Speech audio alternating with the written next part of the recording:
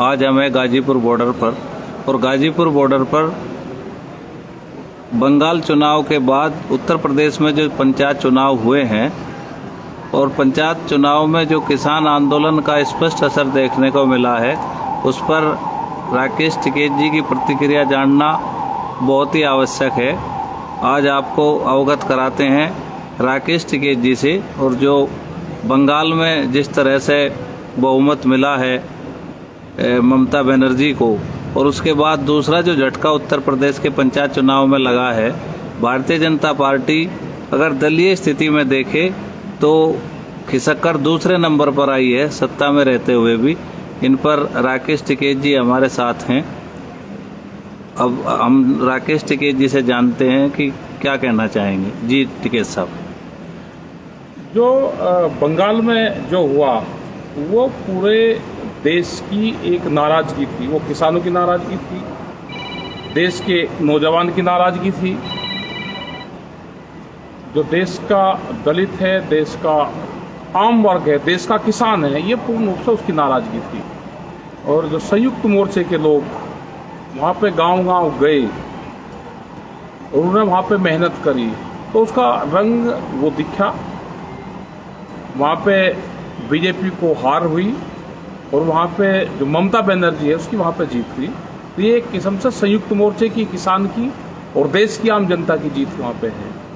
यही हाल उत्तर प्रदेश के चुनाव में रहा, जो पंचायत के चुनाव है या प्रधानी के चुनाव है, उसमें भी यही है कि बहुत करारी हार बीजेपी की हुई है और बहुत जगह धोखाधड़ी से इन्होंने अपने लोग जिताए। पूरा पुलिस प्रशासन का पूरा मिसयूज करा गया, लोगों को जबरदस्ती हराया गया। जो जीते हुए कैंडिडेट थे उनको हराने का काम करा गया। उसके बावजूद भी बहुत बुरी हालात है। आज अब ये जिला पंचायत के जो अध्यक्ष बनेंगे, इसमें पूरे विपक्ष को एक होना चाहिए। विपक्ष एक होगा तो इनको आप मात दे सकते हो।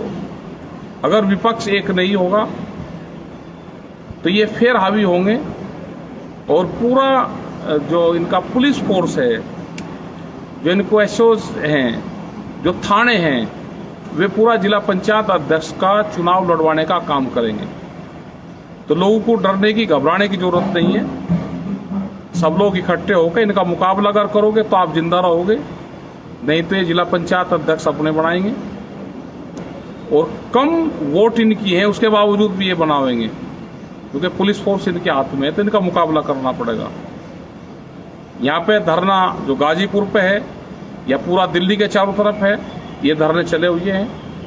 और धरने ये जब तक चलेंगे जब तक भारत सरकार बातचीत नहीं करेगी, मसलों का समाधान नहीं करेगी, ये धरने हटेंगे नहीं यहाँ से। जिस तरह से बंगाल के बाद उत्तर प्रदेश में आप लोगों के स्पष्ट अपील भी नहीं थी, बस ये था कि भाई भारतीय जनता पार्टी को वोट ना दें, क्योंकि इसमें बहुत सारे लोग लड़ते हैं, संगठन के एक जगह से 4-4 लोग लड़ते हैं। उसके बावजूद भी ये किसान और मजदूरों ने ये दिखाया है कि भारतीय जनता पार्टी के खिलाफ वोट किया है।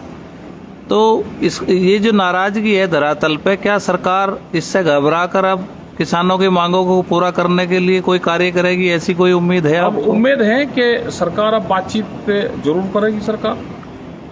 और अगर सरकार बातचीत अब भी नहीं करेगी तो ये आंदोलन तो खत्म नहीं होते, आंदोलन तो चलते रहेंगे। क्योंकि देश की आज़ादी की जो लड़ाई थी उसके आंदोलन 90 वर्ष चले, तो किसान तो वापसी नहीं जाएगा। किसान तो लड़ाई लड़ेगा। और पूरे देश के हालात बहुत खराब है। पूरा देश को आधा देश इन्होंने बेच लिया। जो बड़ी बड़ी कंपनियां थी वे ये बेचने पर लगे हुए हैं और ये आम जनता को पता चल गया है सारा। नहीं तो जो आपने एक फिर वही कारपोरेट की बात आती है, आप बार बार इसको कहते हो, जिन कंपनियों को सरकार बेचना चाहती थी आज वही कंपनियां जीवनदायिनी साबित हुई हैं और उन्होंने जो उनके यहाँ पे ऑक्सीजन यूज होती थी उसको मेडिकल ऑक्सीजन में कन्वर्ट करके स्टील उद्योग ने, भेल ने और तमाम जो ऐसी कंपनियां थी जो बिकाऊ थी, जिनकी लिस्ट पे थी, आज वही ऑक्सीजन दे रही हैं। तो अगर सरकार के पास ये स्ट्रक्चर नहीं रहेगा तो हालात और ख़राब होंगे और कोरोना पे आप सरकार का किस तरह से फेलियर मानते हैं? कोरोना पे तो सरकार है ही नहीं, सरकार ने तो हाथ खड़े कर दिए। इनके तो जो मंत्री हैं वे हॉस्पिटलों में जाके लेट गए, अपने आप को कोविड का वो दिखा के और क्वारंटाइन हो गए, वहाँ पे हॉस्पिटल ले लिए। बहुत ये भ्रष्टाचार हॉस्पिटल में हुआ। अब ये प्राइवेट हॉस्पिटल में इसमें ज़्यादा ये हुआ है। क्यों नहीं करा जाते? क्यों इसके ऑक्सीजन के हॉस्पिटल अलग से बनाए जाते? जितने हमारे यूनिवर्सिटी हैं जो आज जिसमें बच्चे नहीं पढ़ रहे वे खाली है, उनको आप ऑक्सीजन के हॉस्पिटल बना दो। वो एक प्राथमिकता है। जब यहाँ पे ऑक्सीजन बैंक की बात आप कर रहे हैं? ऑक्सीजन बैंक तो जैसे यहाँ पे गुरुद्वारा यहाँ इंदिरापुरम में गाजियाबाद में है, ये सड़क के ऊपर करीब 6000 से ज़्यादा लोगों की जान इन्होंने बचा दी अब तक। तो हम हर शहर में उसमें बना सकते हैं, हर कस्बे में उसमें बना सकते हैं कि उसको ऑक्सीजन सिलेंडर ही तो चाहिए उनको जी। अब उनको ऑक्सीजन सिलेंडर अवेलेबल करवा दो, ऑक्सीजन बैंक आप बनाओ। जैसे श्री राम कॉलेज मुजफ्फरनगर में है या और जितने भी इंजीनियरिंग कॉलेज है उनकी बिल्डिंग वहाँ पे है, उनके वहाँ पे बच्चों के हॉस्टल वहाँ पे है, आप उसको बना दो। उसमें जो भी मरीज आ रहा है उसको लुटा दो। जो ऑक्सीजन की जरूरत है, ऑक्सीजन के बगैर लोग मर रहे हैं तो उनको ऑक्सीजन मिल जाए। आगे किसी को हॉस्पिटल में रेफर करना है वहाँ पे कर दो, उसका कोविड सेंटर नाम दे दो, ऑक्सीजन बैंक नाम दे दो, ऑक्सीजन के हॉस्पिटल आप उनको दे दो, हल्की सी उनका मेडिसिन दे दो।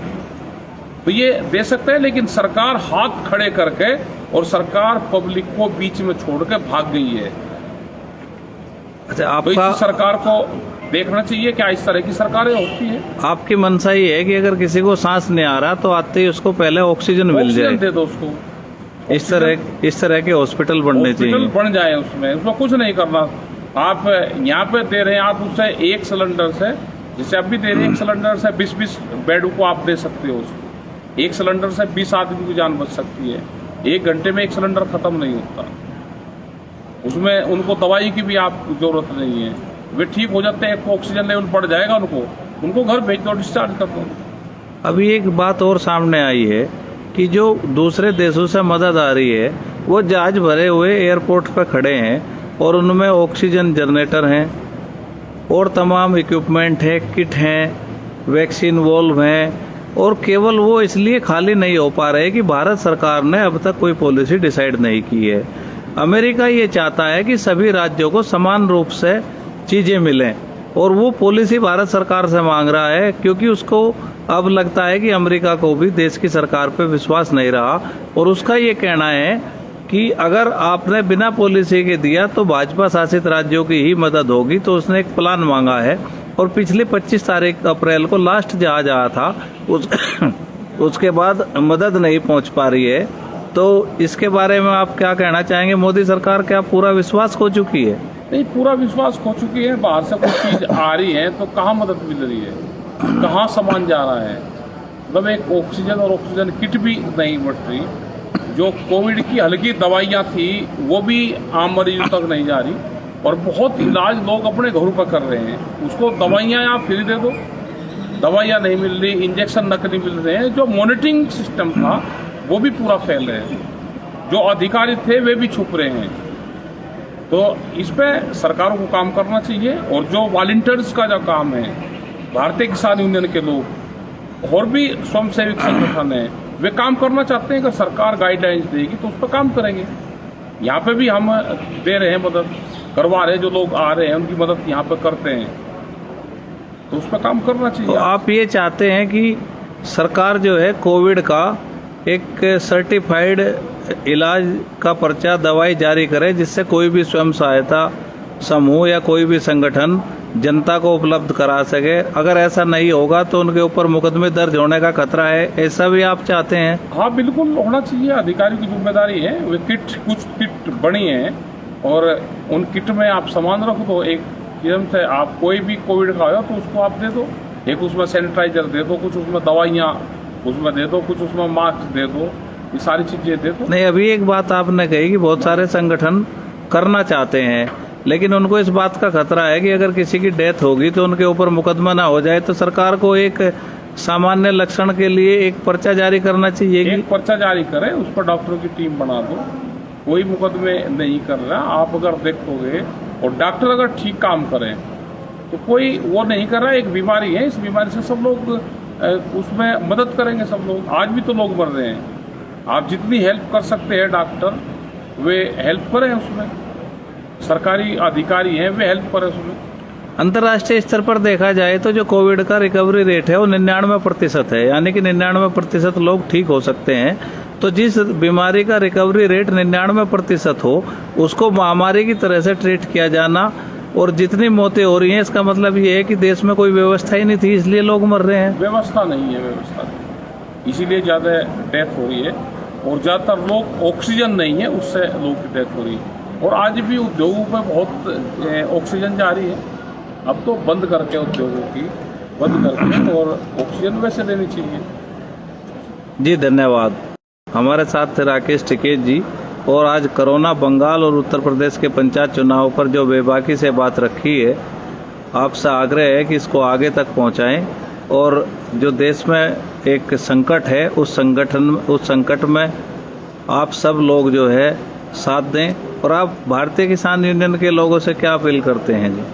भारतीय किसान यूनियन के लोग ये हैं कि अपने खेत को देखें, अपने धरनों को देखें, और जो लोग आज बीमारी के उनकी मदद करें, और क्या क्या उनको दवाई है वो दवाई अवेलेबल उनको जरूर करवा दें। इसमें दान पुण्य भी करें। गरीब आदमी बीमार हो रहा है, उसके पास में पैसा नहीं है, तो उसकी भी मदद करें। आज ये ना करें कि मेरे पास में पैसा है, पड़ोसी का नहीं है।